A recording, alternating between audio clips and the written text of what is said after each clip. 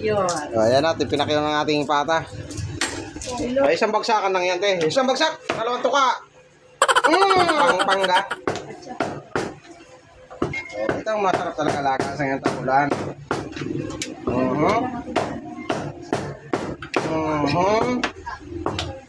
Pili na kaya, 20 lang kilo niyang pata na yan. Ay, nakaksik. Maganda yung natalsik, te. Kasi wala na daw kwenta pag di na natalsik.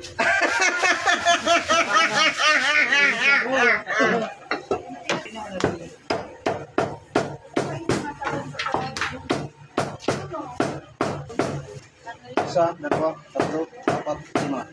Ito. Paano na lang? Ganun na yun? Ito.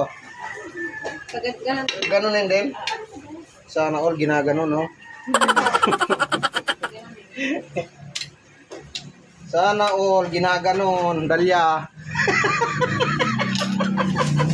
Isip ka. Ha? Bakit anong buisit doon na ang baboy pinagano niya? Natuloy ako dito. Yung laman ho, pinagano ni ate? Magang ganyan yan. Wala pa akong ganyan. Ha? Wala. Wala. May classmate ka.